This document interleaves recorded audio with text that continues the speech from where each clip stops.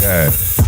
Just fifthing them up, but don't water it down. We hit a mix it up, but don't water it down. You better get up and don't water it down. When you see it, pick it up and don't water it down. You got that? All right. Oh, we're the last of the generation. This looks tasty. Now, you know, they said we're the generation that drank the most. So that's why we're going to have a mocktail today to prove them wrong. In spirit of Gen Z. Exactly. So I call this one cream. Okay. And it's like inspired by cream soda, but we use a toasted marshmallow syrup and a bit of passion fruit. This is so good. But we're not supposed to say passion fruit. We technically supposed to say maracuya. Don't Maracuya. So passion fruit used to be like an old slur in Hollywood. Okay. And that's the word or the slang they would use to describe a straight presenting homosexual or bisexual man. Which is like, yeah, so it's like technically not supposed to say it, but of course America don't care and they still put passion fruit everywhere. That's interesting. Well, how did we get to passion fruit? Was it from the slur or what was the chicken or the egg? So there's a couple different, because there's other reasons why we can't say it too, because it's got something to do with some religious sort of thing. Maracuya or passion fruit? Ah. Yeah, it's a whole. It's hitting on every angle. It's got the spicy kick, but it's got the subtle This is sweet good. cream. Cheers. Cheers. I'm glad you like it. Yay. Let's talk about something depressing. Yay! Climate change. But we're going to do it while we have a good drink, right? I'm going to enjoy it. What are we talking about? Before we get there, have you met our friend here? I have not, but we can meet over drinks. This is nice. Where you from, Denicia? What does it sound like I'm from? Sound like you from here. No, I've been here 8 years, but I'm originally from LA, and I moved here from New York.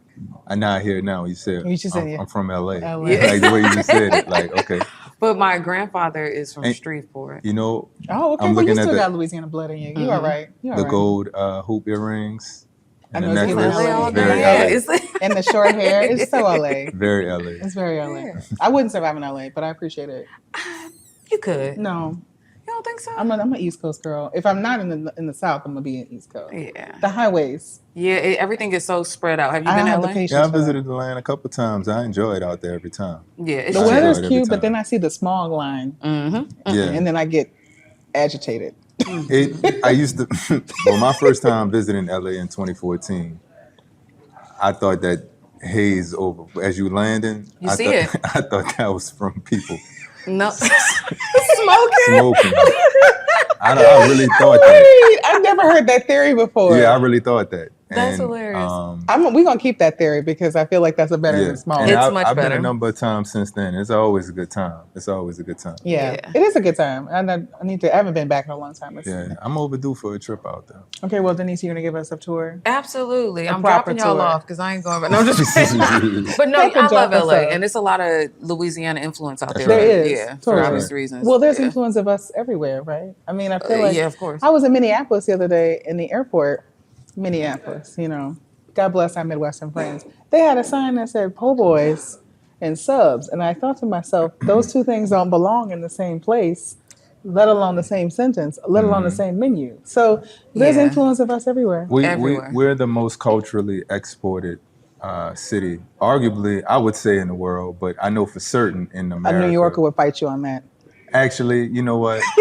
I'm going to say I would have to think on that, someone but who I lived know in New York. in New Orleans, in the United States, Yeah. I see remnants of New Orleans everywhere. Everywhere. Cleveland, Cincinnati, Yeah, that's right. rural Even in towns New in York, Tennessee. people in New York love to say po' boy too, and it's really just a chopped cheese. Exactly. with I was in lettuce. Belize, and there was a po' boy on the menu.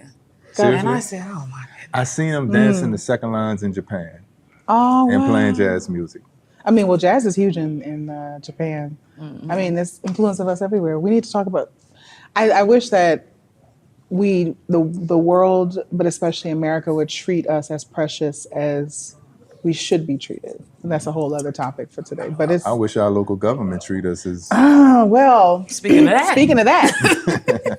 Yeah, it starts with us, right? If you don't treat yourself like you're special, like if we don't treat each other like we're special, then no one else is going to care. New Yorkers get the love that they get because They demand it. They demand it. Yeah. And by everybody in local, state, they demand that they're treated that way. I think New Yorkers too. They're very, very confident, like as if New York is the only thing that exists on the planet. Yes. But when you're there, it does. It is the only thing, and that's how you get everything you need out of New York. When you walk out your house, you already gotta be on it because you got to Yes. fight for the subway. Sure. The whole day is a fight. I'm Sure. gonna get what I came for. I'm leaving with something. That's New York. I like New York too. And that's why I left. It gets tiresome after, like, you can do it, and then you're like, I just woke up one day and I was like, I don't want to fight no more. I don't want to fight the rats. I don't want to fight the mice. I don't want to fight the people. I don't want to fight the homeless man. I just want to go. And then coming back here, like it's a fight. It's a fight too in New Orleans. It's just a different kind of fight. It's a different kind of fight. Yeah. It's a different fight. Yeah. But you get a lot of love though, because I remember speaking that same thing. I'm like, I gotta leave. I can't live like this. This ain't right. And I can remember scrolling on my phone. I was like, I'll go to New Orleans and then I'll fall in love and it's nice and I can have drinks and a parasol. Now some of that How's it been for you true. thus far? Has it been Great? Has it been I there? love New Orleans, like, because it's got all that romanticism, but then, like you said, it is that fight too. It is. It's got that grunginess to it too. But it'll give you enough love to where you It's can worth start it. out. Exactly, it's worth it, and you can start. You all over gotta again. treat the city good to get treated back well. Absolutely. You know, New Orleans, one of them cities where the people either accept you or you know, it just turn you around quick and send you back to your town. And it's largely on how you treat the people here, how you treat the city, your attitude towards the city and people. It's got to be right. And if you're not connecting with that essence, then New Orleans got a very unique way of getting you up out of here. You can sniff it out. You can sniff it out. Mhm. Look, That's we what I'm talking we were just talking about that. we require a certain level of authenticity, I think, and That's the currency. that's the currency. And if you're not authentic and honest, even if you're honest about bullshit, you're honest, right? There's a lot of people who ain't saying much, but they saying it, and I think that also needs to be reflected on, like why certain levels of transparency is okay with some people and others. But I think at the end of the day, we need authenticity. Absolutely. And I don't think that's a currency that the rest of this country is accustomed to. Absolutely not. And that leads us to where we are politically, because people think authenticity is what we're experiencing at the federal At the level, federal but that's level. not what authenticity is. When I kept hearing people talk about politics, they're like, well, I like, Trump because he is authentic. You heard somebody say that, I heard a lot of people, like in person. yeah. we all sipping to that. But I just think, is he authentic, or is it that you have never had that experience with someone, like that just an honest conversation? And I think people are attached to the concept of versus like what they're actually experiencing. Yeah, I'm still in the process of like figuring out what this whole conundrum is in Washington. Like I wouldn't call it authentic. That isn't the word for it. But It's authentic for some people. For a well, certain group. I think people. I don't think that in Washington that administration is putting a filter or lens on where they stand with groups outside of white America. I think that from that standpoint, one may call it authentic. But when I think authentic, I wouldn't call it that. But we seeing blatant racism and blatant careless for poor minority communities. If you want to call that authentic, We're here to talk about something that you do for sure. that's very special in not a good way. But I think it's important. What we were talking about before is part of the reason why we have this podcast. One, we just vibe and we love to have beautiful Black faces on screen. But two is, how do we get people from all communities to talk about climate issues, especially in Louisiana, because we're not meeting the mark. But how do we talk about hard issues and maybe confusing topics that are not things that we normally talk about at the kitchen table? Yeah. And one of those is LNG. That's right. So what do you do? I'm a community organizer. Okay. So I'm a community organizer at Healthy Gulf. I've been organizing in Louisiana for close to 5 years now, maybe a little bit over 5 years. And what started out as neighborhood organizing in Gentilly has evolved to a more regional role where I'm organizing in Lower Plaquemines Parish around LNG facilities, but I'm also organizing around petrochemical plants in St. James and St. John Parish, Ascension Parish. And, it's been a fight. What started out as a surface interest of me wanting to like clean up the community of what we could see, right? When I think about what we could see and I see trash on the ground, Yeah. I was organizing around cleaning that up. And I wanted that instant gratification. But what I quickly found was that there was a deeper fight, there was a bigger fight, and there were things that we couldn't see. It was invisible pollution. And it required more studying, it required more commitment, it required more of my time. And I just kind of stepped up to the challenge and just continued out of interest and wanted to learn more. And then 5 years later, I found myself knee deep in the game and giving it my everything to bring justice to these communities. I'm sure the deeper you get in, the harder it is to like not go to sleep. Like you know way more than we know. Like you said, that invisible pollution, and Yeah. I can only imagine. Yeah. Yeah, I sleep well at night. However, the pollution. I think the technical part of understanding how much pollution is out there is people can understand that. I think what brings me trouble and keeps me up is the racism that's baked into our system and the systemic inequities that are baked into our system, right? Because a lot of the organizations that I'm in coalition with, we have all of the highest level of data from top tier universities, top tier research organizations. So we're not short on data. We're not short on professionals, lawyers. The issue is when we come into quagmires with our administration that don't align with the same values as us. And it's just inherent racism. That's just what it is. Or if we run into a judge that doesn't agree with what it is, factual information in black and white that we're putting out there. This is obviously right. This is the data. We're telling you how many people have passed away. We got obituaries. We have standing witnesses. We have all of these things, and you just, and it's not enough. Yeah. And so I think that's what keeps me up at night, that we're not getting justice despite having all of this data right in front of your face. Yeah. Right. And then meanwhile, the Supreme Court today argued that racism is timed. So, and what do they mean by that? So Please. what does that even mean? To your point, you would have to ask Justice Kavanaugh. I don't know what he meant by He said that. it's timed? So He said it's timed. while we're talking about this is all interconnected, Yeah. right? We'll talk about LNG, but right now they're arguing about the second black congressional district that was implemented. Was it last year? I believe so.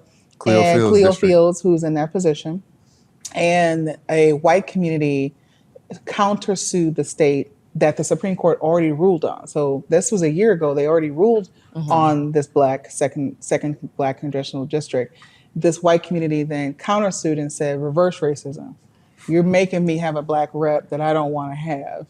So this is reverse racism. Now there's a whole other conversation about, is reverse racism real? But we gonna put that over here on the parking lot. That's another episode. That's another episode. But then, so the Supreme Court today is ruling on that. The ACLU in Louisiana is there, Power Coalition is there. Yep. A lot of community organizations are out there right now, Urban League, you name it, trying to represent for black communities in the state of Louisiana. And there's more evidence to support to what Gregory's saying, that why you need to protect the Voting Rights Act. Yeah. Yes. But Justice Kavanaugh said, I can't quote it because I don't remember off the top of my head, but basically said that, well, you need things like this for a certain period of time, that, that eventually you won't need this anymore, and that racism is just going to just evaporate like it's water, and just, if you leave it out in the sun long enough, it's going to dry out. And that's kind of how he, the way I read it. And for the audience who may not really understand the full magnitude of what that would be, having a second congressional district with a black representative is important. Primarily, I went to Washington a few months ago to advocate for some issues down here that really like national bills that were proposed that would protect national parks and protect some departments in the EPA. And I spoke with Senate staff people, congressman staff people from many different states. And when I came to Senator Cassidy's office, you know, his office is pro-industry.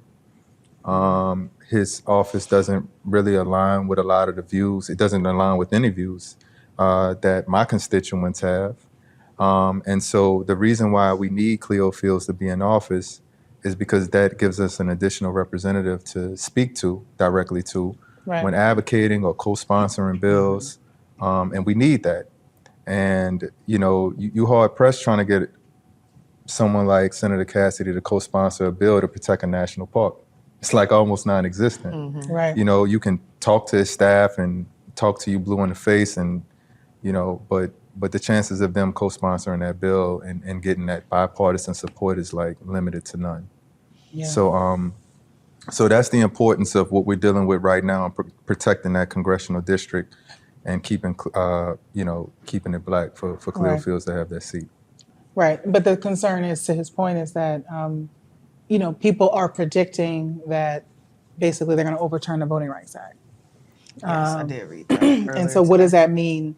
Not just for, I mean, obviously the direct impact is going to be Black people in this country, but then it's going to trickle down to everybody. People don't realize that the Voting Rights Act that was 1964 protects all minorities and women. You know, so it's like it's kind of ironic because, you know, people who are conservative, especially like Black MAGA and Latinos that are conservative, it's like the rights that you have to be part of the Republican Party or conservative or whatever group you belong to is because of the Voting Rights Act. You wouldn't be able to vote for anybody had it not been for the Voting Rights Act. So I think it's like we don't know our history in this country. Yeah, that's our bedrock. Yeah. That's a critical piece of legislation for us. And without that, and then it's going to trickle. I mean, it's like the Roe v. Wade thing. It's like, okay, you don't want abortion, okay, but then it starts to be like, well, I'm going to strip away women's health care here. I can strip away women's health care here.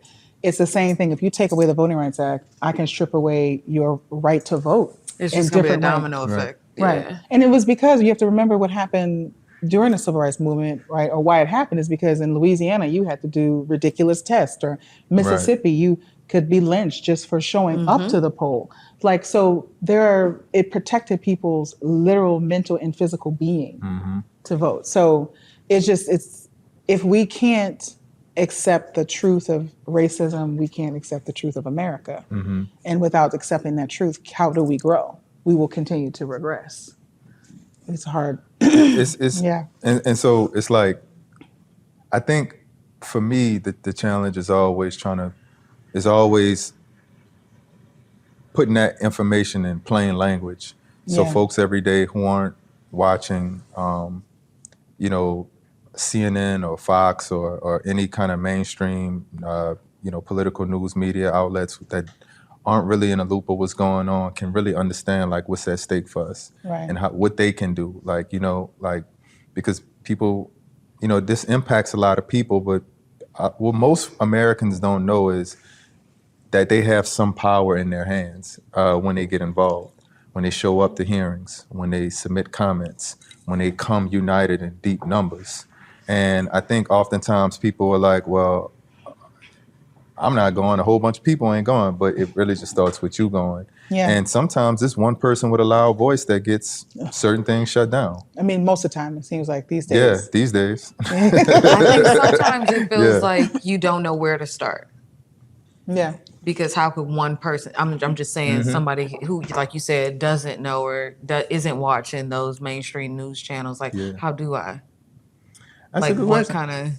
kind of... How does one, especially from like you were talking about, like an environmental standpoint, like it's something you can't see, you can smell. Sure. Petrochemical. Yeah. It stinks. And you can see it too And sometimes in the water. Depending on where you are, right? Yeah. I mean, you can see it. I mean, we were just in St. John Parish, right? And you see it in in Narco and the diamond community and all that. You see it. I mean, it's astounding the amount of pollution that you see. And imagine what you don't see. Right. But I don't think people can grasp it, right? And you see the behemoth of a petrochemical plant, That's right. the scale and the size, and you think you're just a little, how tall are you? 5'4"? I am 5'2", but my spirit is in like 5'6"? 5'8", 5'9". Okay, My we're gonna spirit. we're gonna go with 5'8". So her spirit, that's not as tall as the gate to Yeah. get into the building, right? If I'm being honest, I'll never forget flying into New Orleans. And I was like, what the hell is that out there? Like, I just didn't know. And this is years ago. Yeah, I yeah. had never in my Seen life it. seen that. Yeah.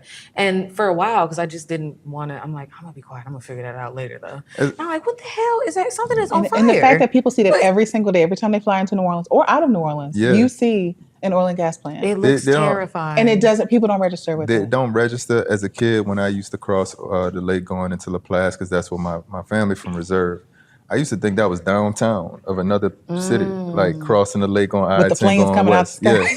Yeah, I was a 7-year-old, 8-year-old You're just kid, thinking 9, 10. that's a weird community At over there. nighttime, it just looked like buildings, and I always thought. And then as I got older, and then sometimes we would take Airline Highway, and I got older, I started putting it all together.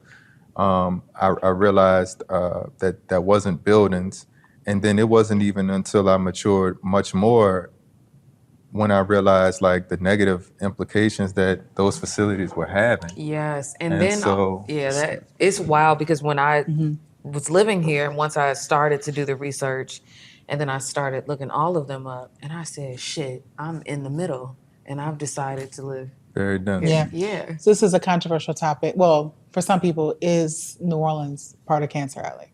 In your Yes. opinion? Yes. Yes, I think that's absolutely. important for people. I want to say it out loud because I think most people, I'm like, how does Cancer Alley stop right there on the edge? No, I think, And then it restarts again in St. Bernard arguably, Parish. to me, yeah, arguably, Right in the middle. We're in Cancer the Alley middle of goes it. all the way to the Gulf of Mexico. Yeah. If you ask me, yeah, I just had we just did a tour and Dr. Kim Terrell, she was with Tulane and she said it's basically triple the amount of, they said 85-mile stretch, but I think she said it's like 190 miles. yeah. And then she said, they originally said, 150 petrochemical plants. It's technically over 350 Wow. petrochemical oil and gas plants. Wow. That's how many. So like, we're not even talking about the size and scale and reality. And I think that's part of the marketing, right? It's to like, if we condense it to this one little area, just to the river parishes or just to coastal communities, that it doesn't feel as big. And that's not even including Lake Charles and Houma and all these other communities along coastal Louisiana. Right.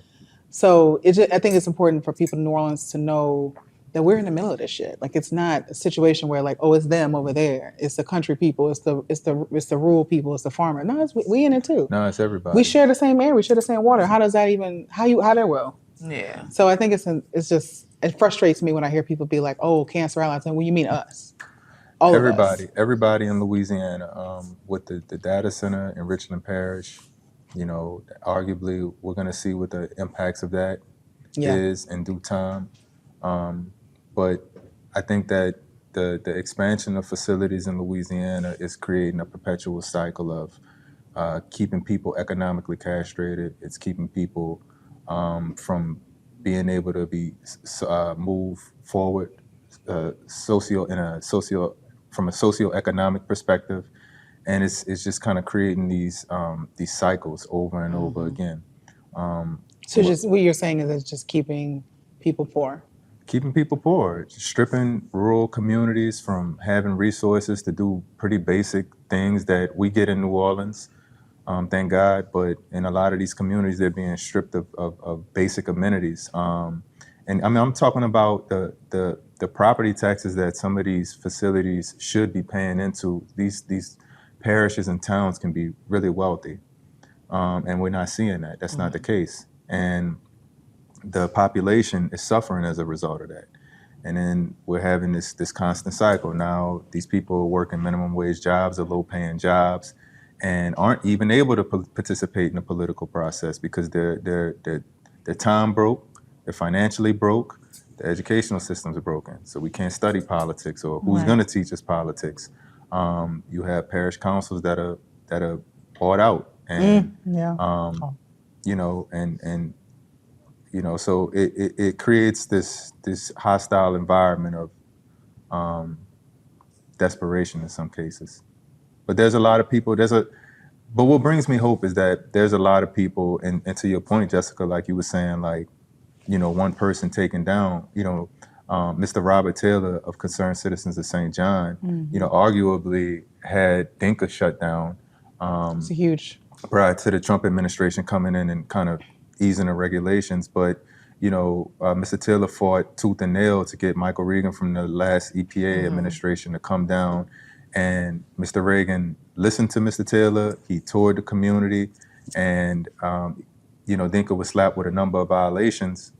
And eventually, when they were asked to, make facility upgrades, they did a cost-benefit analysis and just recognized that it wasn't really worth it, and they discontinued their operation. So, in a sense, you could say that one man who just stood firm. That's right. And obviously he had a lot of help and support, but one man was able to, effectively get a multi-million-dollar corporation to discontinue their plant production right there in that town. So it can happen. Yeah, I was gonna say the same thing with Descendants Project too, right? Like, they got the grain elevator. So the Descendants Project is two twins, Joe and Joy Banner, and they also were able to. They bought it's 1811. I believe it's the slave revolt. It was the largest one. They bought the plantation where that revolt started. Yeah. They were able to get they was going to build a grain elevator basically over that area, and they fought it. And same thing, they did a cost analysis, and they're like, well, we're not going to do it. But it took two twins or Mr. Taylor to get that done. So don't ever think you're not big enough. It depends on how you use your voice. Yeah, how you use your voice. And also consistency. I think when we talk about organizing, this is the thing I have a gripe about across the country. They have a big protest planned, I think, coming up. Next week, right? Next week, maybe. And I think I had this argument back when I was in school. I was like, I think social media is going to make people think that organizing is showing up to a protest and then hashtagging yourself, and then you take a selfie, me and Denicia at the protest, and then you're like, well, I did my part today. That's part of it. It's not everything. It's more.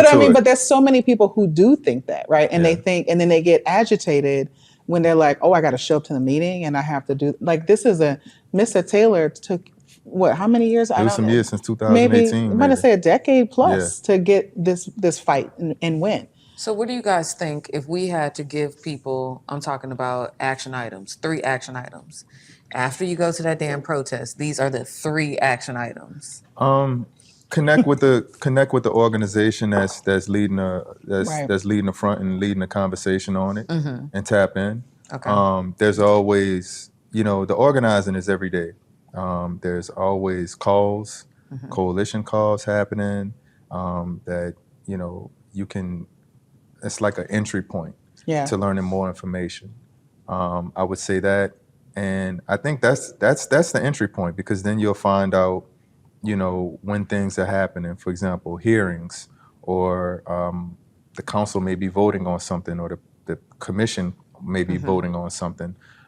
So just getting around the people that are involved in the conversation, the organizer or the the scientist or the policy person or whoever, just find your point person and just express interest. And then I think it's also doing a very surface level Google search and just go a little bit deeper than just what you hear. Like, and I think that in this generation, like we're getting so far away from like utilizing our brains to.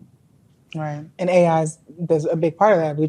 It feeds us a response, and we don't do the work to say, well, even though I have my issues with AI, but one thing I have Google, right? And if I ask a question, AI will give me the links. It is my job to go to the link, right? I just hate that it comes up first. Because I remember that wasn't a thing. Like, let me sift through it. I remember when we were using encyclopedias. It hurts our critical thinking skills, right? It makes us just depend on a robot to feed us. I bypass it because I can't do it. I'm like, I've got to at least exercise my brain. You have to, but are we doing that right now?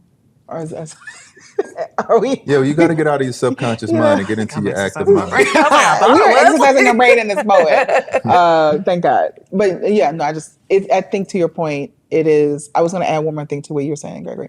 The challenge, though, that I see is that too many groups who do climate work don't look like the people who are suffering the most. Yeah.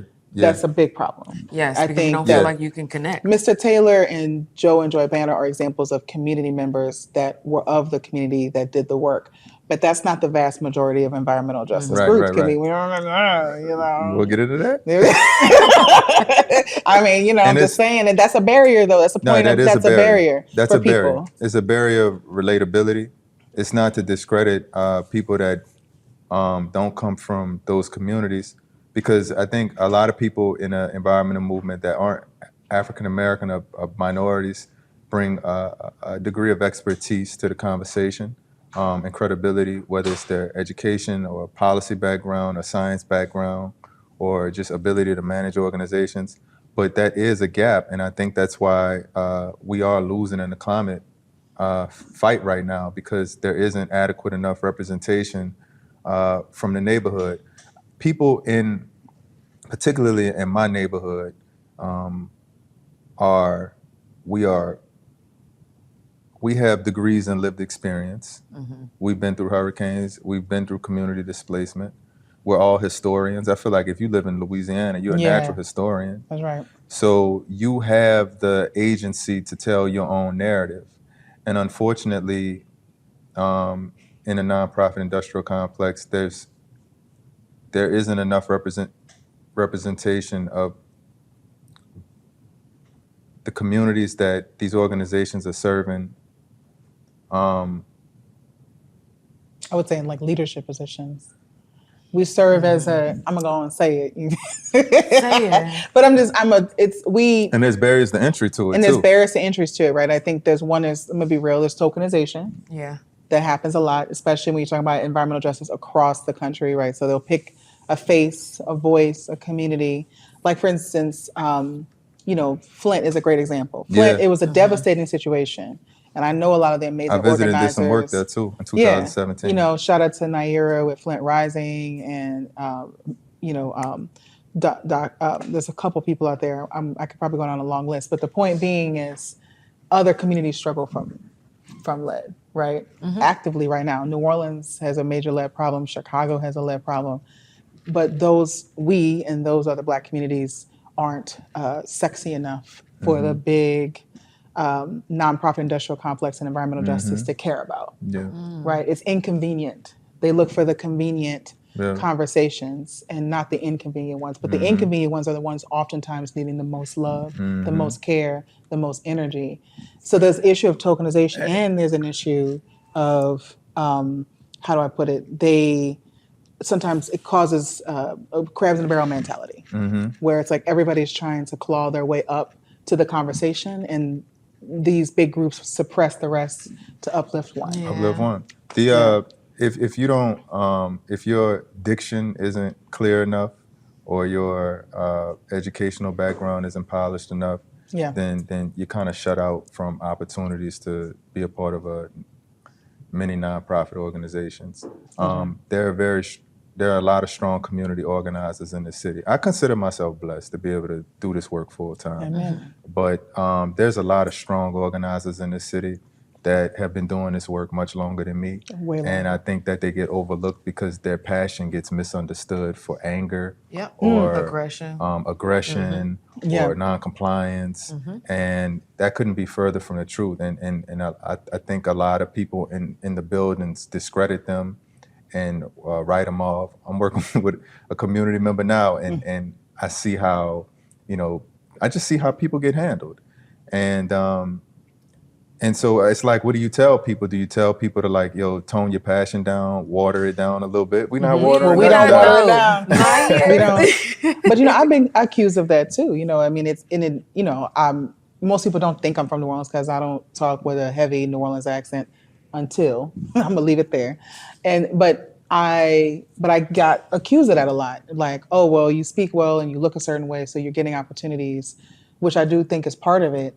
But then on the flip side of that, it is, I noticed that I get tokenized a lot, right? For instance, I'm on a state commission. I'm not gonna say which one, and I'm like, I look around the room. I said, oh, I'm the only one here. Oh, I see the role I'm playing today. But that's when they Right. realize they got the right one though. Right. Yeah. And I'm grateful to be in that position, like you said, because okay, I'm a fly on the wall. I have access.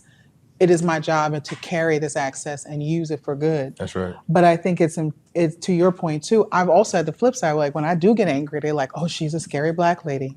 She's volatile." And I think it's important. People in New Orleans, when we get angry, we go there. I think that's a thing that is a cultural thing. Yeah. But you could say the same thing for New Yorkers. You could say the same thing for people in LA. Yeah. I think there's a cultural challenge when black people get upset.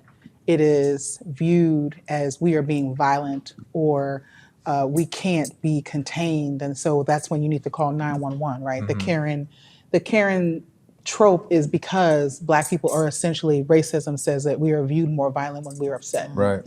Right. And then that leads to a whole other level of, that's why black women are dying, right? Because we have to hold in our anger. We have to hold in the frustration and the pain or whatever that may be in order to get our point across in a way that's acceptable within the workplace. And the same thing with black men, all across the board.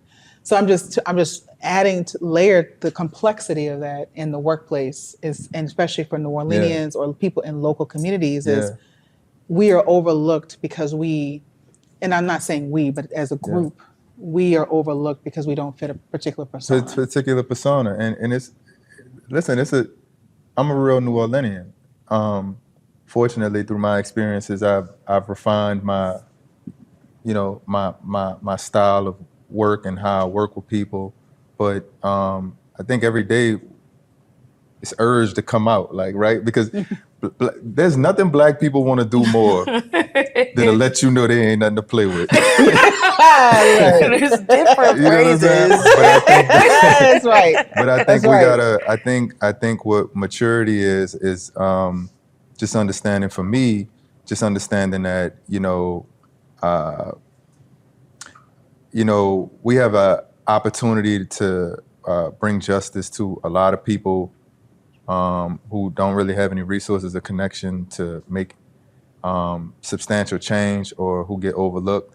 And I don't want my ego to get in front of me being able to do that. I don't want my blessing to be blocked to help out, to continue helping out and carrying out my God-given gift to prove a point, to show that I'm real.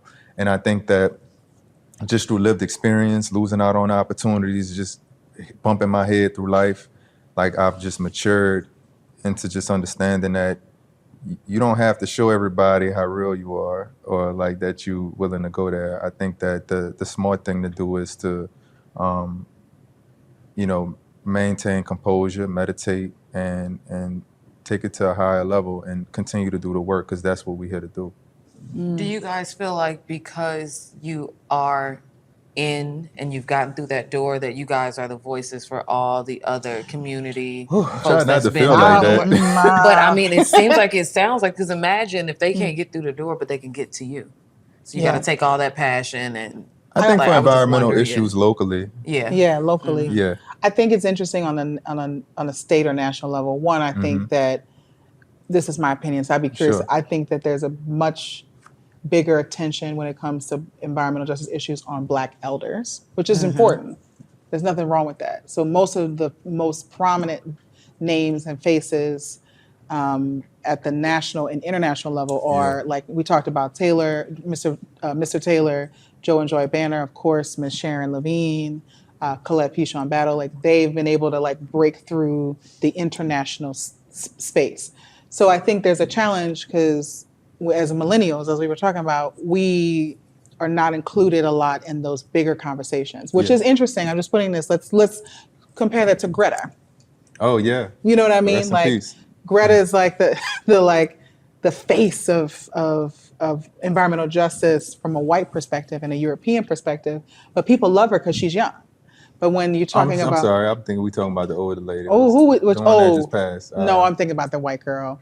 I know you're talking about the younger young lady. I know what other Greta you're talking about, but what's her last name? I'm trying to, the one with the chimpanzees that work with the chimpanzees her whole life.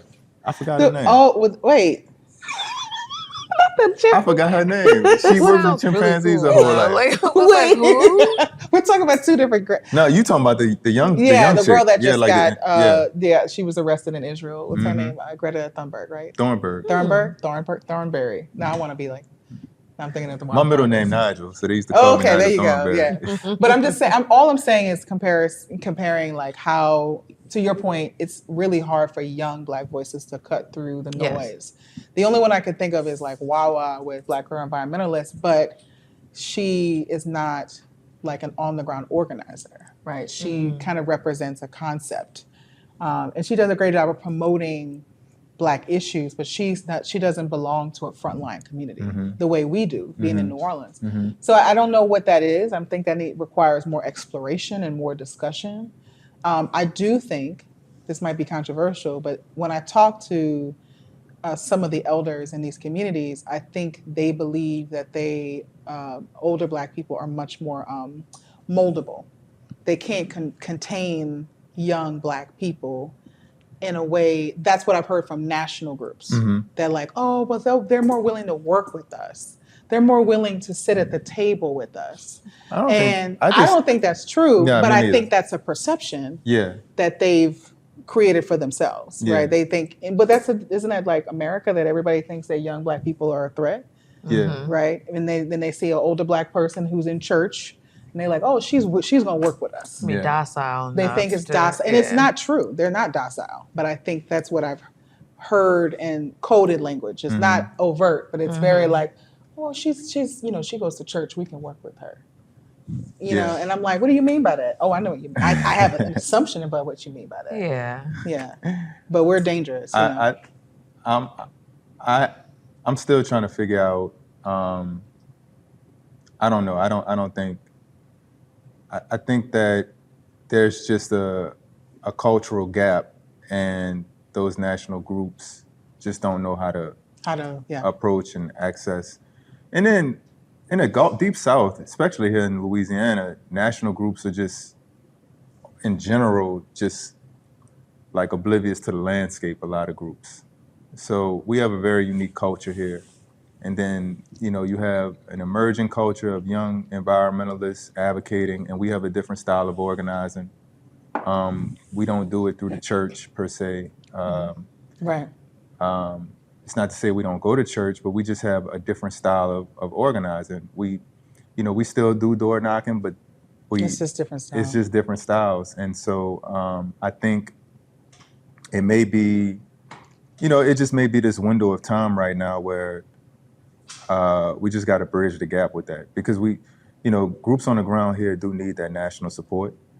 And so that's just an opportunity for improvement, really. But it's no particular reason why they feel like they can't, younger organizers or younger people aren't coming to the table. It's just they ain't coming to us. Yeah, right. They're going to the older generation. They're going to the older generation. Which is fine. And my approach is like, you let the residents in these communities lead, especially the elders. That's kind of their role to do. So you got to respect that. Yeah. God, this conversation went by fast. It did. Yeah. Jesus. We're at the last section. For sure. So we're gonna pour one out. So for your first time, Gregory, we pour one out to a libation because it's rooted in water. Okay. You're gonna be since you're the guest, something that you want to give thanks to, or you want to give blessings to.